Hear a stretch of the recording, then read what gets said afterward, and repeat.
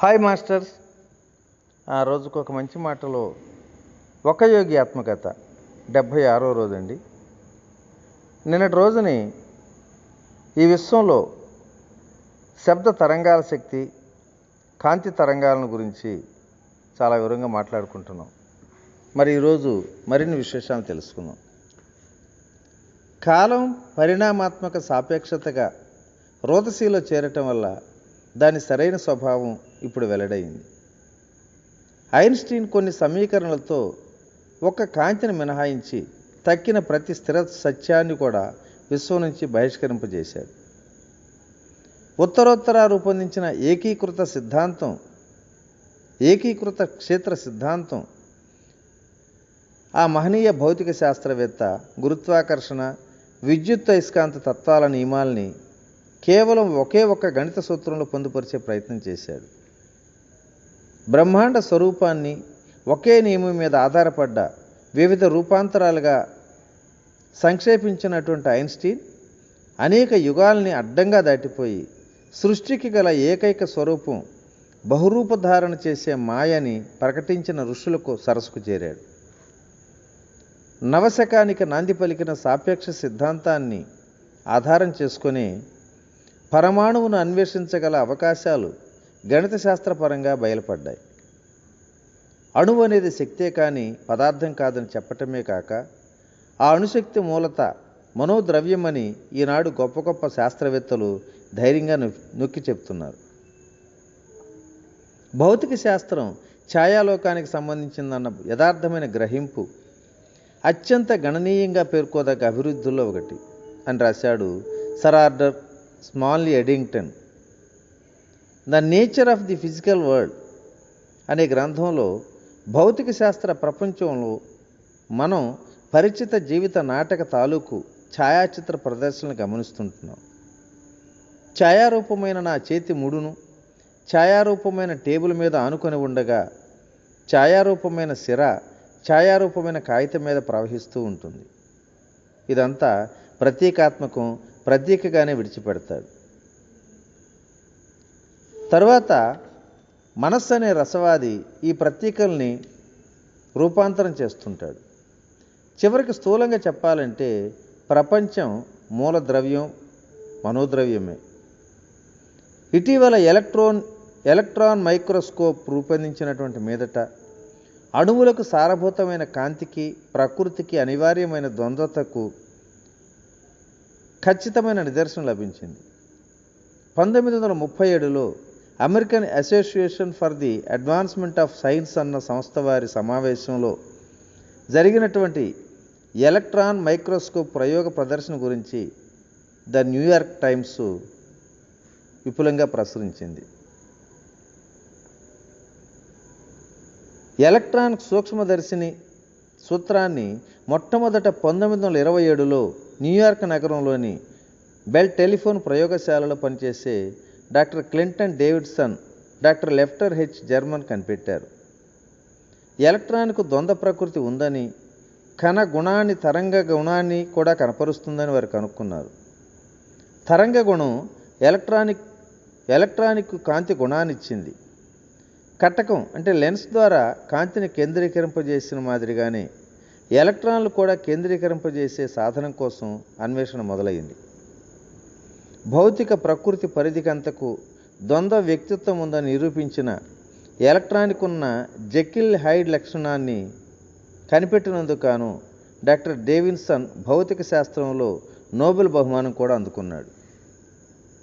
The mysterious universe అంటే అంతుబట్టని విశ్వం అన్న గ్రంథంలో సర్ జేమ్స్ జీన్స్ జ్ఞాన ప్రవాహం యాంత్రికంగా కానీ వాస్తవం వైపు ప్రయాణిస్తుంది. ఇప్పుడు ఈ విశ్వం ఒక గొప్ప యంత్రంలా కాక ఒక గొప్ప భావనలా గోచరించడం మొదలవుతుంది అని రాశాడు. ఈ విధంగా 20వ శతాబ్ది విజ్ఞాన శాస్త్రం అనాది వేద పాఠంలా ధ్వనిస్తుంది. కనుక భౌతిక విశ్వం అనేది ఏదీ లేదని, మాయే దాని పడుగు పేకలని తెలిపే దార్శనిక సత్యాన్ని మానవుడు విజ్ఞాన శాస్త్రం ద్వారా తెలుసుకోవాల్సి ఉంటే అలాగే తెలుసుకొనివ్వండి. వాస్తవం అనే భ్రాంతి కలిగించే దాని ఎండమావులన్నీ విశ్లేషణలు కరిగిపోతాయి. తనకు భరోసా ఇచ్చే భౌతిక జగత్పరమైనటువంటి ఆధారాలు ఒకదాని తరువాత ఒకటిగా తన కింద కుప్పగూలిపోతూ ఉంటే మానవుడు తన విగ్రహారాధక ఆలంబనను, అంటే నేను తప్ప మరీ దేవుళ్ళు నీకు ఉండకూడదు అన్న దైవాజ్ఞను తాను ఉల్లంఘించారన్న విషయాన్ని అస్పష్టంగా గ్రహిస్తాడు. ద్రవ్యరాశికి శక్తికి గల సమానత్వాన్ని తన ప్రఖ్యాత సమీకరణంలో సమీక్షిస్తూ ఐన్స్టీన్ పదార్థంలోని ఏ ఒక్క కణంలోని శక్తినైనా దాని ద్రవ్యరాశిని, అంటే బరువును కాంతి వేగ వర్గంతో గుణిస్తే వచ్చే ఫలితాలకి సమానమని నిరూపించాడు. పదార్థ కణాల నాశనం ద్వారానే అణుశక్తులను విడుదల చేయటం జరిగింది. పదార్థం మృతి అణుయుగానికి జన్మనిచ్చింది. కాంతి వేగం గణిత శాస్త్రీయమైన ఒక ప్రమాణం లేదా స్థిరరాశి కావటానికి కారణం సెకనుకు 186,300 మైళ్ళ వేగంతో నిరపేక్షమైన విలువ ఒకటి ఉందని కాదు. వేగంతో పాటు ద్రవ్యరాశి కూడా పెరుగుతూ ఉండే భౌతిక వస్తువు ఏదీ కూడా కాంతి వేగానికి చేరుకోలేకపోవటమే దానికి కారణం. మరో రకంగా చెప్పాలంటే ద్రవ్యరాశి అనంతంగా ఉన్న భౌతిక వస్తువు మాత్రమే కాంతి వేగానికి సమాన వేగం పొందగలదు. ఈ భావన మనల్ని అలౌకిక ఘటనల నియమం దగ్గర చేరుస్తుంది. ఇచ్ఛానుసారంగా తమ శరీరాల్ని, ఇతర వస్తువుల్ని దృశ్యమానం కానీ అదృశ్యం కానీ చేయగలిగి కాంతి వేగంతో సంచరింపగలిగి ఏ భౌతిక రూపానైనా సరే తక్షణమే కావించడానికి సృజనాత్మక కాంతి కిరణాల్ని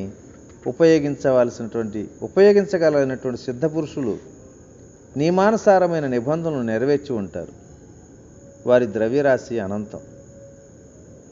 పరిపూర్ణ యోగి చైతన్య సంకుచిత శరీరంతో కాకుండా విశ్వస్వరూపంతోనే అప్రయత్నంగా ఏకాత్మకమై ఉంటుంది.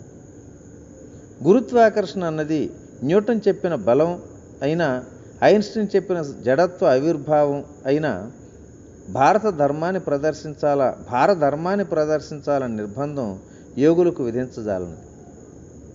ఇక్కడ భారధర్మం అంటే భౌతిక వస్తువులన్నింటికీ భేదాన్ని సూచించే గురుత్వాకర్షణ శక్తి స్థితే. తనను తాను సర్వవ్యాపకమైన ఆత్మగా ఎరిగినవాడు దేశ కాలాల్లోని దేహ పరిమితులకు బద్ధుడై ఉండడు. సోహం శక్తి ముందు బంధనాలు పటాపంచలైపోతాయి. వెలుతురు ఉండుగాక వెంటనే వెలుతురు వచ్చింది. ఈ విశ్వాన్ని సృష్టించడానికి దేవుడిచ్చిన మొదటి ఆదేశం నిర్మాణపరంగా ఆవశ్యకమైనటువంటి కాంతిని ఆవిర్భవింపజేసింది. ఈ పదార్థేతర వాహకం తాలూకు కిరణాల మీదనే దైవ సాక్షాత్కారాలని ఆవిర్భవిస్తాయి. దేవుడు జ్వాలగాను కాంతిగాను సాక్షాత్కరిస్తాడని విషయాన్ని ప్రతి యుగంలోనూ భక్తులు ధృవపరుస్తారు. ఆయన కళ్ళు అగ్నిజ్వాలల మాదిరిగా ఉన్నాయి అంటాడు సెయింట్ జాన్. అంతేకాకుండా ఆయన ముఖాకృతి ప్రచండ భానుతేజంలా ఉంది. పూర్ణ ధ్యానం ద్వారా తన చైతన్యాన్ని సృష్టికర్తలో లయం చేసినటువంటి యోగి జగత్తును కాంతిగా, ప్రాణశక్తి స్పందనలుగా దర్శిస్తాడు. అతని దృష్టిలో జలకల్పక కారకమైనటువంటి కాంతి కిరణాలకి, భూకల్పన కారకమైన కాంతి కిరణాలకి భేదం ఉండదు. పదార్థ స్పృహ నుంచి, అంటే స్పేస్ తాలూకు 3 పరిణామాల నుంచి 4వ పరిమాణమైన కాలం నుంచి విముక్తుడైనటువంటి యోగి తన కాంతి రూప దేహాన్ని భూమి, నీరు, అగ్ని, వాయువుల కాంతి కిరణాలతో సమాన సౌలభ్యంతో మరో చోటికి బదిలీ చేస్తాడు. కాబట్టి నీది ఒక్కటే కన్ను అయినట్లయితే నీ దేహమంతా కాంతితో నిండి ఉంటుంది. ముక్తిప్రదమైన దివ్య చక్షువు మీద దీర్ఘకాలం నిలిపిన ఏకాగ్రత పదార్థానికి, దాని గురుత్వాకర్షణ భారానికి సంబంధించిన భ్రాంతులన్నింటినీ యోగి నశింపజేసేటట్టు చేసింది. విశ్వాన్ని అతను ఈశ్వరుడు సృష్టించినట్లే మూలమైన అభేదమైన కాంతిపుంజంలాగే చూస్తాడు.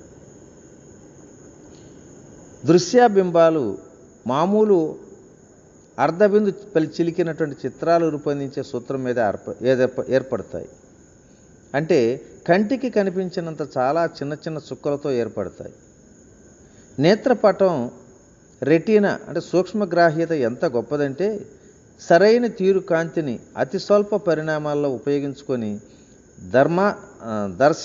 దర్శన వేదన కలిగిస్తుంది.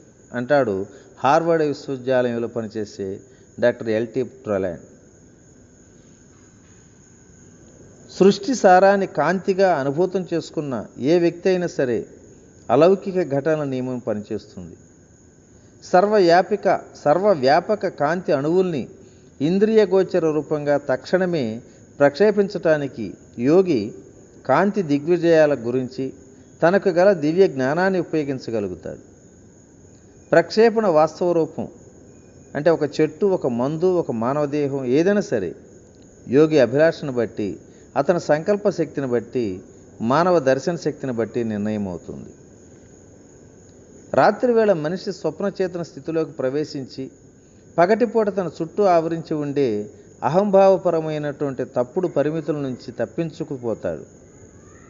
నిద్రలో అతని మనసుకున్న సర్వశక్తిమత్వం ఎప్పటికీ పునరావర్తనమయ్యే విధంగా ప్రదర్శితమవుతూ ఉంటుంది. కలలో ఏనాడో చనిపోయిన అతని స్నేహితులు బహుదూరపు ఖండాలు, చిన్ననాటి పునరుత్పత్తి దృశ్యాలు అన్నీ అవుపిస్తుంటాయి.